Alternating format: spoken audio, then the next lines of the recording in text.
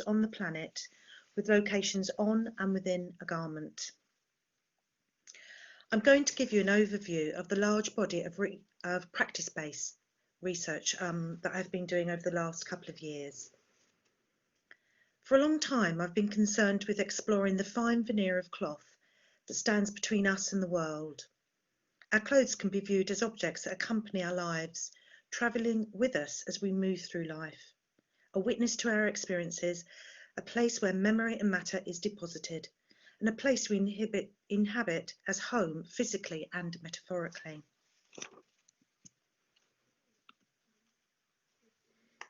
The project Locus of the Dress explores the imprint of our lives on the garments we wear and the transition of our sense of self taking place within the garment over time. This body of work explores concept as much as process, hand and digital dye sublimation and drawing in particular. My aim is to use clothing, a universal object, as an entry point to explore and present complex ideas pertaining to human experience, and as a vehicle to stimulate curiosity, understanding and growth in personality psychology. The project starts with two key elements. One, the dress form, and two, a fascination with Julian Rotter's 1954 hypothesis that we all exist on a line between an external or internal locus of control, and that this gives a strong indication of our sense of self. Rotter states, a person's locus being Latin for place or location, is conceptualized as either internal, a belief that one can control one's own life, or external, a belief that life is controlled by external factors, which the person cannot influence, or that chance or fate controls their life. Through a process of psychoanalysis, I understood the significance and impact of knowing where I sat on the locus of control scale. As with much of my work, in this investigation, I take an autoethnographic approach, where I draw upon personal experience, but also present ideas and questions that are really pertinent to us all. The project was initiated by a series of conversations at the Maudsley Hospital with Dr. Hermina Hernaiz, who collaborated on the project through funding from the Arts Council. I worked with Hermina to identify the core qualities of the theory and establish a range of conceptual and visual markers to define the internal as distinct from the external locus. Rotter's concept exists specifically within personality psychology, and in principle locates all of us somewhere on the line between external and internal, but nobody really lives at either extreme. One's position is not static. Life experience and personal growth can affect movement across the two poles, and an individual's forecasting of our own future is a key to where we place ourselves. Rotter says we start out our life with an external locus of control. The aim is to move to an internal locus where we take responsibility, have autonomy and well-being. I've identified and examined the two surfaces of dress, outside and inside, both independent landscapes to discuss and play out narratives of the internal and external hallmarks of Rotter's theory. I view the dress as having two landscapes, distinct zones of psychogeography, boundaried by different parts of our existence and psyche. The external surface of the dress, outward facing, is a barrier to the world, is often a fine armour, signified visually by aspects such as frills, top stitching, embroidery, buttons and bows. The internal surface of the dress is an intimate space where fabric touches flesh, mixes with sweat and skin cells, is often a landscape with raw overlocked seams, loose threads, care labels, pocket flaps, facings and shoulder pads.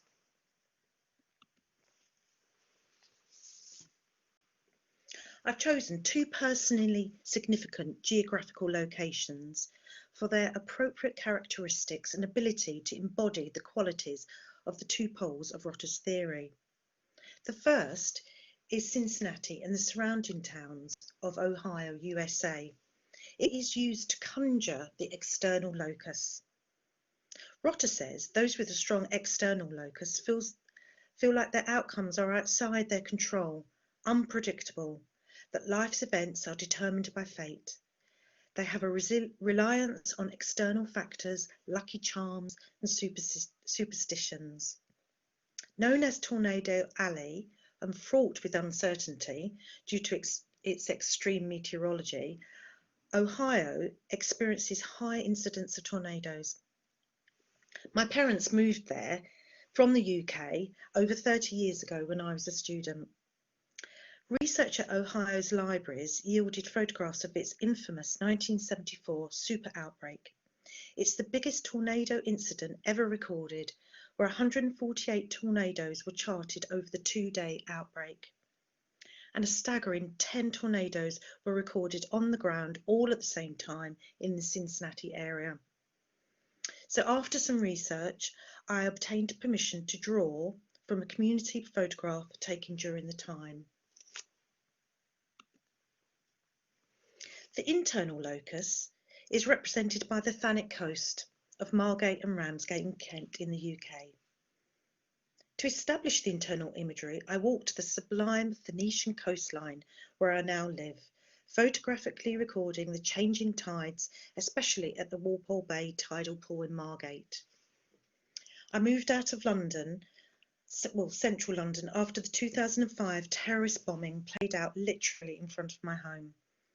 Now, walking the Thanetian Coast, the negative ions promote good health and well-being, key to the internal locus.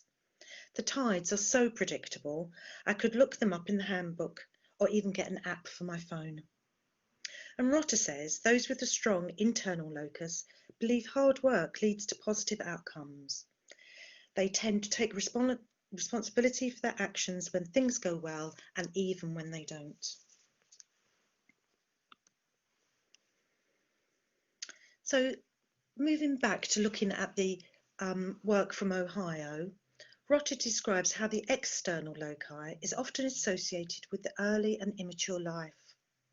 And I have repeatedly drawn the image of the incoming tornadoes onto fragments of girls' dresses.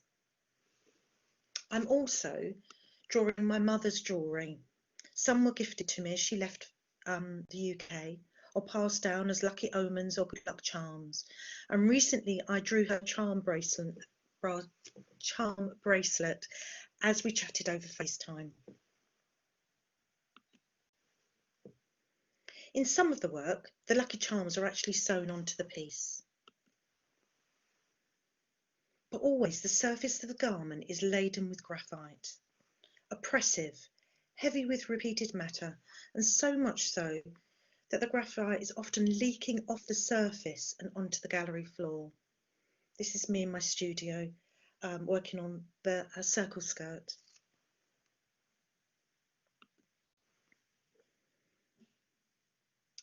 Yes, so sometimes the graphite is so heavy that it leaks onto the gallery floor and forms quite a strong element of the piece. Some fragments are cut from the dress are very, very small. One has to look very closely to see that some of the experience has rubbed off onto the cloth. Some of the dresses are unpicked, are fragments. Some are layered.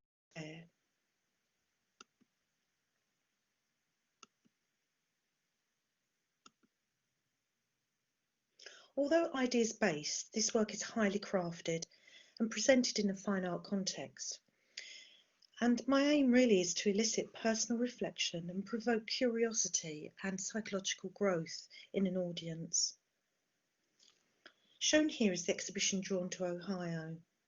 There have been a series of exhibitions, articles and seminar papers. Individual pieces have been shown internationally. And there's been an introductory essay on a publication written by myself and Dr. Hernaiz. It's printed on fabric and it also has an ISBN number. It can be worn as on the body as a scarf, framed as a poster, or in a hardcover can sit on a bookshelf.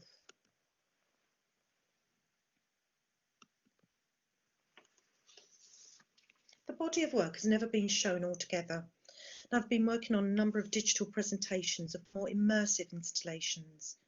Sometimes the poles of the theory sit side by side, and sometimes they are alone, in isolation.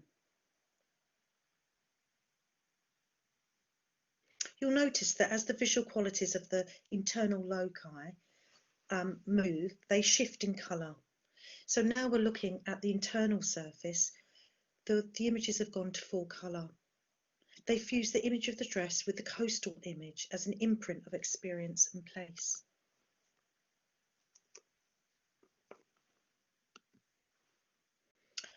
I've worked really experimentally with the dye sublimation process, where I've literally pressed whole worn dresses onto the still wet surface of the dye, in a process where I remove and subtract dye to create the image. The process leaves a negative image of the inside of the dress. So detailed, it's almost akin to a photograph. This is the piece that won the Vlieseline award.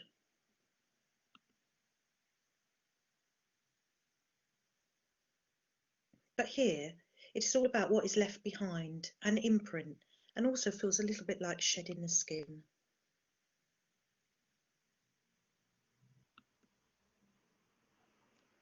The last phase of the work, Dresses for Giants, is a reinvention and retelling of the voluminous 1970s polyester wedding dresses purchased in Cincinnati. These are really large in scale, but they don't refer to the personalities of the women.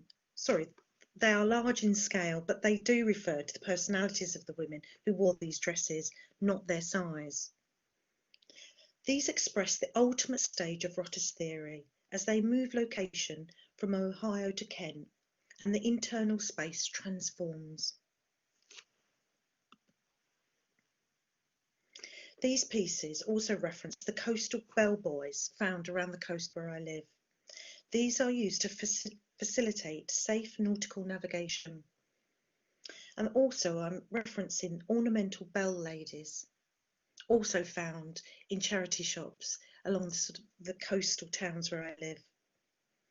I love the bell lady with her bell under her skirt.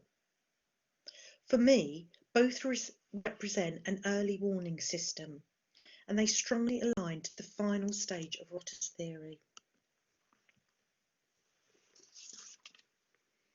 Here I'm looking at the inside of the dress and looking deep within it.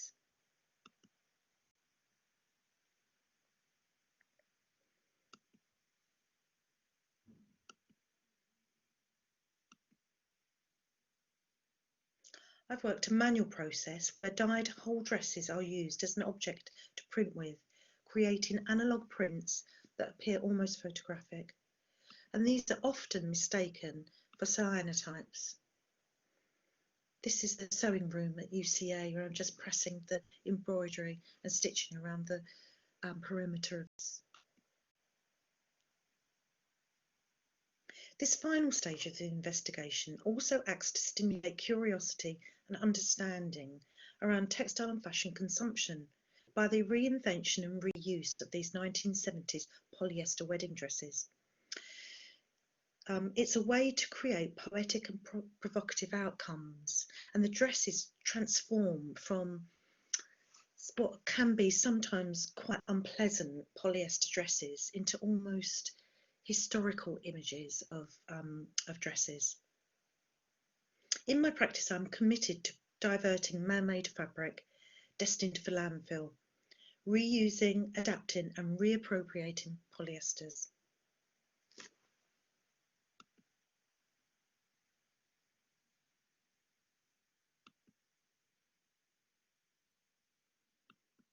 You can see here whether the fabric has touched, where the dyed dress has touched the backing fabric, has printed an imprint that is almost photographic. And lots of people have commented about them being cyanotypes, but generally with the cyanotype you only get a negative image, where with the dye sublimation you're able to make a positive and a negative image. I'd like to leave you with a quote from Daniel Dimitriou's review for Wallpaper of the exhibition at the Museum of Contemporary Art Tokyo of the Japanese brand Hermina Hernaiz-Sanders. Dimitriou talks about one of the brand's dresses that was donated to the exhibition. A worn dress, black with white tulips, is displayed in glass with accompanying text. The story of the dress describes how it was worn for 14 years, including the moment that she said goodbye to her dying mother, and as well en route to hospital to give birth to her child. What a great example of living life wearing a dress. A dynamic space for collecting experience, matter and emotion, growing up, growing old and transition.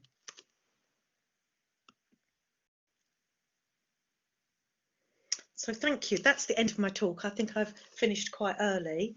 But if you're interested, you can take the Locus of Control test, Rotter's standardised online test, at this link here, which I will put up on my Instagram page if anyone is interested in doing that. And it's incredibly rewarding, actually, to see where one sits on the spectrum. So thank you. Thank you very much. If there's any questions, you can raise your hand, use the chat box.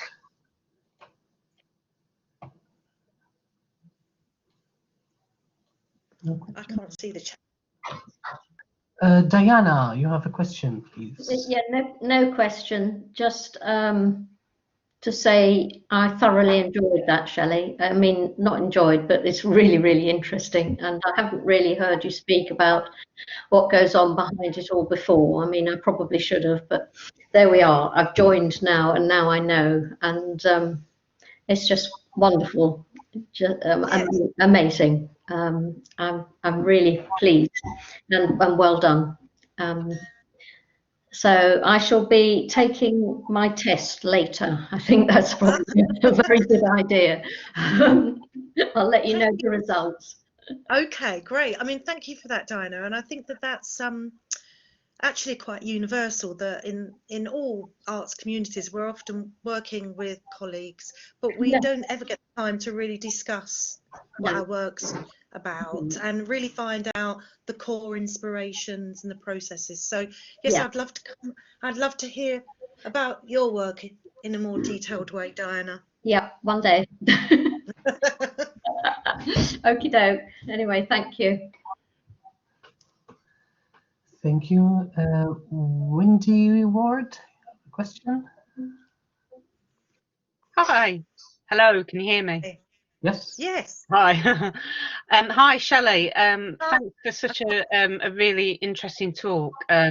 Your work's really beautiful, and I saw the dress in the Vlieseline gallery at the Festival of Quilts, and yeah, it's even more beautiful in the flesh.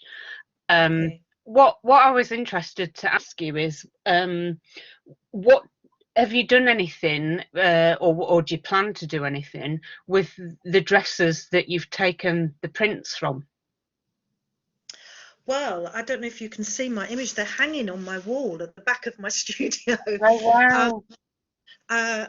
Yes, they have a really strong presence in themselves, and I'm still pondering what to do with them, to be honest. They really have transformed, and they have looked like they've been through a hell of a lot. So yeah, I'm still thinking that through. Yeah, a really interesting question, because I think that's certainly been on my mind too. Yeah, it's sort of been, yeah, I can see it adding yet another layer to your project. I can't stop making work for this project. There's a whole new body of work coming through that's about the Bell Ladies, and the tidal pools flow out from their skirts. So it's very, very potent right now. I think our locus of control has maybe shifted through COVID. Yeah. And so, yeah, I've been doing it for years, but it just keeps coming and keeps coming. So I will definitely consider the original dresses. Great. Oh, thank you. Thank you. Thank you, indeed. There is a comment from Phoebe. Phoebe, do you want me to read the comment, or you want to chip in and ask Shelly directly? We can read, yeah. Okay. So Phoebe, her question is, why did you choose a dress, and is there any feminist element in the work? I suppose ultimately there has to be a feminist element because it represents my opinions and beliefs, and as a feminist, I suppose it flows out of you, doesn't it? It's unbounded. So, but it isn't really focused on feminist issues. But the idea of the dress, it came because I discovered the wedding dress in a second-hand shop in Cincinnati many years ago, and I'd been quite taken with the structure of this dress, and one because I found it quite repulsive in many ways, and I wanted to do something with it because the fabric was so plastic, and I felt that because it's already on the planet, I wanted to sort of transcend any negative feelings around the polyester and try and make something good from it. But also the same with all garments. The dress just seemed to illustrate it very nicely for me, that it's a whole garment. It's something you wear on its own. You don't have to, it's whole, it's complete. Sorry, so it's not the same as all garments, but the dress is just one thing that you put on. You don't have to tie it up with like a skirt and a top, or trousers and a top. And with the same with all garments, it does have a front and a back, an inside and an outside. And I think that I'm just really excited about exploring those different zones, really. Yeah, so I don't really have, I just was led to the dress. It chose me rather than me choosing it. Neat. Thank you. So I guess the first comment was from Benita, I guess. So I don't know, there's Diana and Benita. Diana? Well, I'm still here. Oh, yeah. And I just Hi, want Benita. to say hello, because obviously Shelley's my close colleague. But what I feel is that it's such a wonderful body of work. I also feel that the polyester dresses have been transcended into something quite historical with a life of its own. And I think with the conversation that Shelley had with me, it's as if there's now a sort of an understanding and appreciation that takes those dresses from their sort of less reserved world of all the dresses that we normally select to exhibit and show, which are usually the couture, the designer, the silk, or whatever. But this is now giving this another importance through the work as well. And as someone who loves costume and dress, it pulls at my strings there, especially, but then tied in with the personal Ohio and Bennett, it then adds another level. So I think it's wonderful research. Thank you, Benita. I mean, I think that's a really poignant question, because myself and Dr. Gail Baxter had a conversation about, you know, where are there in the dress collections that whole genre of dresses? You know, nobody really is collecting those dresses, and we know that they will be on the planet for hundreds of years, because it's going to take a really long time for that polyester to break down. So yes, I think that maybe we all need to look a little bit more closely at them. Yeah. And that relates very much to the ones you've got hanging. So this is another life form for it. Yeah. It's not going away, is it? So I've got to reuse it. Yeah. Thank you, Benita. I have a written down from Diana Harrison. Diana? I think Diana's had. Okay. I have a raise hand from Mona. Mona. Yeah. Hi. Hi, Mona. How are you? Oh, Great. There we go. I'll allow myself. There. I think Great. I'm visible. Hi.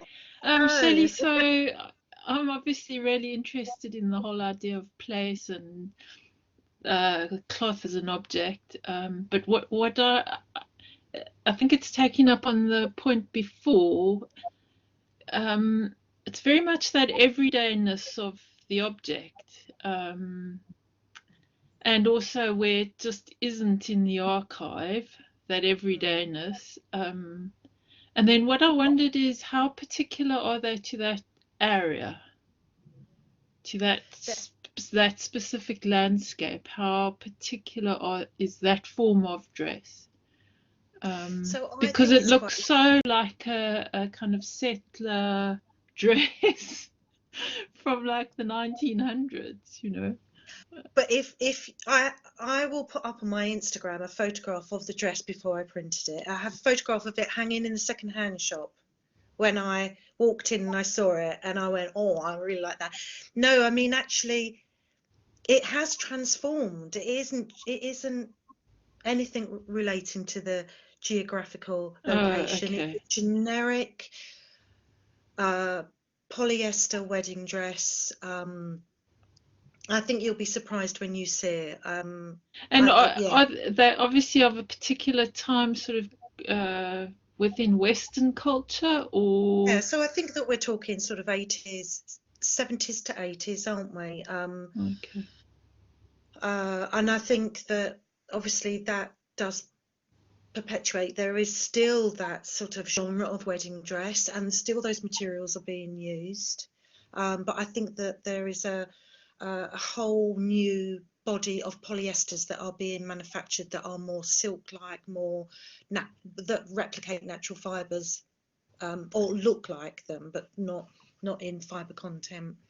With that same sort of environmental impact, then. Yeah. Yeah. So really interesting, that connection to the landscape then, and the. Yeah, but you know, I think that you could find that dress here. I don't think it is specific to that area. I think that you would definitely find it here. You know that the lace wasn't even stitched onto the dress, it was just glued on. Yeah. So, you know, it says a lot about, I mean, someone's wedding dress. You would imagine that you would go to more care. But, you know, there is a whole area where people haven't got those skills anymore. So it might have been homemade. It's fascinating. Yeah. Anyway, I shall turn myself off. Thank you very much. Thanks for the question. Thank you, Mona. We have a comment. I guess it relates to previous comment, a question we had around choosing the dress, but here maybe we are more general about the dresses, let's say. Have you developed any type of process or ritual in choosing the dresses that you end up using in your work? Well, I could come over sounding very, very strange, but if I'm going to be really honest, I just let the dress speak to me. You know, if I enter a second-hand shop or someone, often people gift me things, I just listen very carefully to that garment and see what it's giving me back. And if it has story to tell, I then want to work with it. Sounds like I'm a clairvoyant, but I think that, you know, there is so much unspoken coding around dresses, around clothing, that it's really rich in symbolism. So, and everyone would probably view it in a different way, but I think those are my rituals. Yes. Yeah. Sounds bonkers, I know. Do we have no raised hands or new comment? Makes sense. Thank you, Anuka. So I guess if there is no more questions, we can close up the session. Thank you very much, Shelly, for presenting your work. Very deep and intelligent analysis and craftsmanship. And we hope everyone can join us in our series in the future. You will receive notifications for all 5 emails and things. So thank you very much. Thank you much. Yeah, thanks very much, everyone. Bye for now.